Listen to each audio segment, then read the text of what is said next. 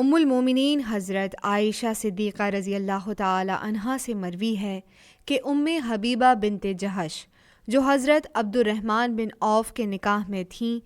7 سال تک دم استحاضہ کا شکار رہیں۔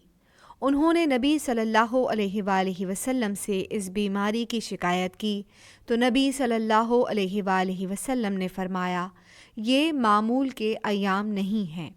بلکہ یہ ایک رگ کا خون ہے، اس لیے جب معمول کے ایام آئیں تو نماز چھوڑ دیا کرو اور جب ختم ہو جائیں تو غسل کر کے نماز پڑھ لیا کرو۔ حضرت عائشہ رضی اللہ تعالی عنہ کہتی ہیں کہ پھر وہ ہر نماز کے لیے غسل کر کے نماز پڑھ لیا کرتی تھیں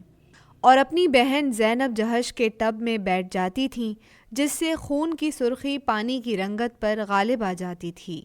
مسند احمد حدیث نمبر 23441۔